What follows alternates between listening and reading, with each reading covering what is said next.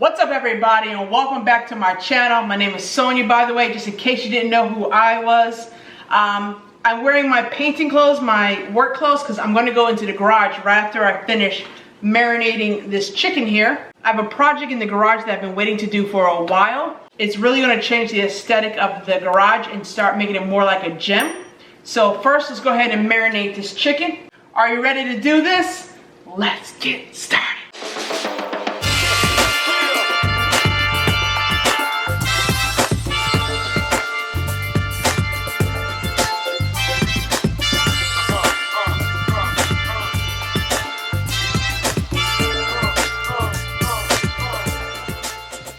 Alright, I have 6 pounds of chicken that I have already sliced in half. They were really big, thick chicken breasts, and I already trimmed off all the fat. I have black pepper, a brand new container of my Himalayan pink salt. We have garlic, we have onion powder, and we have chili powder. And then I have 3 limes. What I want to do first is go ahead and add a little bit of avocado oil, roughly about 2 tablespoons. That's 6 pounds of chicken, so about 2 to 3 tablespoons should be perfect. We're going to do 2 teaspoons of Himalayan pink salt, 2 teaspoons of black pepper. We'll do 1 teaspoon of garlic powder. We'll do 2 teaspoons of onion powder and 1 teaspoon of chili powder. So we're going to use 3 limes. I popped them in the microwave for 30 seconds. And what I'll go ahead and do now is I'll go ahead and zest it. I did wash it with soap and water to make sure it was clean. We're gonna eat the zest, the outside of the skin. And then it's just really to enhance that lime flavor. There's all the seasonings. Now I'm gonna go ahead and use the same lime. I'm gonna cut it in half and then juice it. And then we'll do that with the other 2 as well.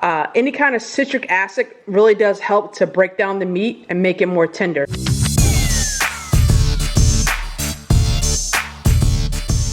Alright, so I did 2.5 limes. I'll save this lime for later on because I'm going to grill this, and when I'm on the grill, I'll just squeeze some lime juice over it as well. Let's go ahead and mix this up thoroughly and then cover it, put it in the refrigerator for about 3 or so hours. Depends however long it takes me in the garage to do my project.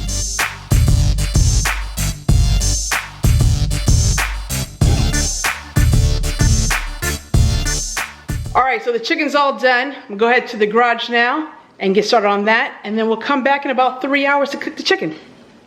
Alright, so I'm in the garage and I have to finish up on a project that I started a couple days ago. My deep freezer. If you remember before, it was white. I spray painted it like a black enamel. I had a lot of buildup from overspray, so I got some sandpaper and I sanded it down by hand. So I'm gonna go ahead and touch that up. So that's project number 1. I really hate shaking up. I mean, I shake, and then how do you know if you're done shaking if you shook it long enough?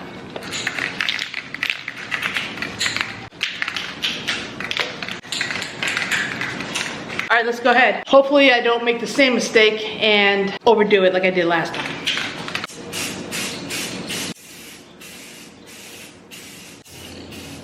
And just that quick, I am sweating like crazy. All right, that's going to dry. It needs about 15 to 20 minutes to dry, to cure before I can actually touch it. I mean, literally it's going to dry overnight. The next big project we're working on, we're tackling that baby. We're covering that all up. So I went to Home Depot. I got all my wood.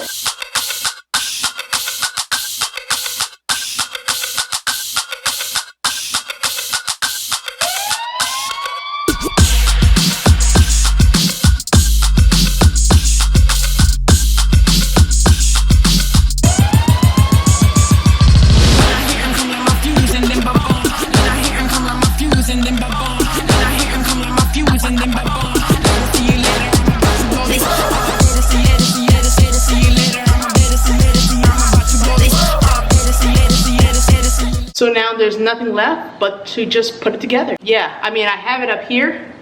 Now I gotta just make it come to life. All right, let's get started.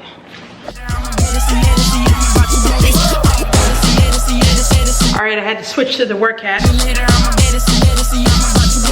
Now I haven't quite gone and purchased everything for the house or for like building. So I don't have any sawhorses. So this is gonna be my makeshift table.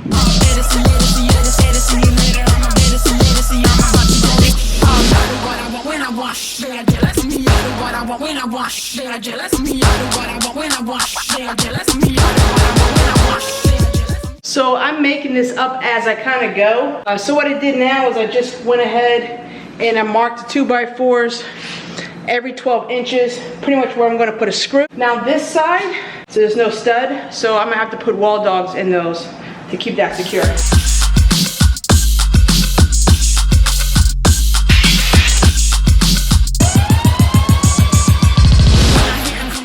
It's really starting to take form. I'm dry fitting it right now, just kind of see, make sure my cuts were okay. But yeah, looks so much better than looking at water heaters.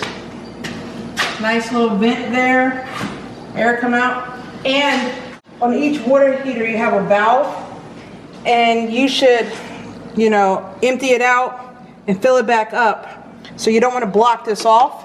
But since the doors are going to open this way, I'm able to put a hose there, drain it out, keep it closed, air so it doesn't get too hot. I think we're doing a pretty good job here. This is my first time doing anything like this, but I mean, you know, I've used a circular saw before. I never used a jigsaw before, but I can figure it out. So yeah, I think I need to put on the hinges, do a dry fit, take everything back down, sand it down, prime it, and then hang it back up. So this is going to be a 2-day project, but it's looking pretty good. So it's the next day. I have multiple of these shirts, so I'm not wearing the same shirt, but I am wearing the same outfit. We made a lot of progress yesterday. I stayed out here till about 10:30 just doing some odds and ends. So I never actually went back in the house to cook. That is on the agenda today. But last night I did finish up. So the doors are primed. I sanded them down because this is really like the cheapest plywood that I could find. Since it's only for the garage, I really didn't care that much. So I had to go over it with a sander because there was a lot of frayed edges.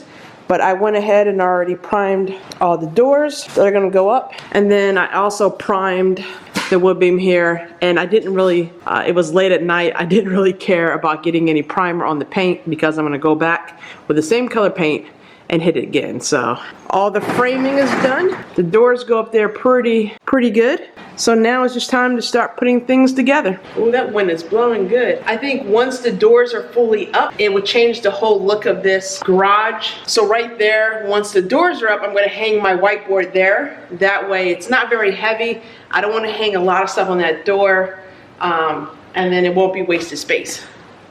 Now, mind you, I did not have a table saw, so it was kind of hard to cut a straight line. I did the best I could, but again, I'm going to put like a couple whiteboards there and probably a poster, so that'll be covered. So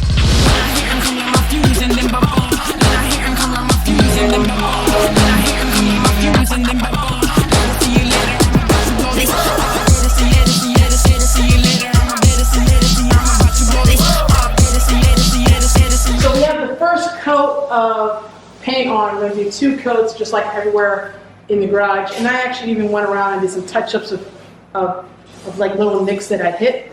Like when I was putting together this, I nicked that.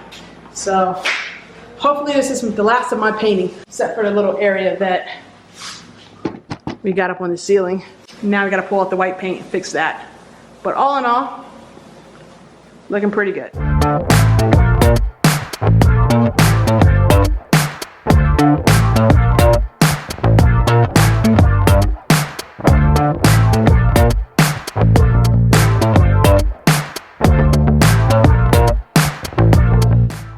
Alright, so I finally finished up in the garage for now. I've showered up and cleaned. Ooh, I was covered in sawdust. So we're going to go ahead and cook the chicken that I made yesterday. I have some corn on the cob wrapped up in aluminum foil right here. I put like a little bit of butter in there and just wrapped it up and let it cook here on the top shelf. Inside, I cooked some string beans, which I actually cooked on like this wok pan, like stir fried them a little bit, like more like an Asian style. So also in the air fryer, I have some Parmesan potatoes. So that was just like salt, pepper, garlic, onion powder, and like 2 tablespoons of olive oil or avocado oil, and then about 2 to 3 tablespoons of Parmesan. All right, let's go ahead and spray grill with some oil, and then go ahead and put our chicken on.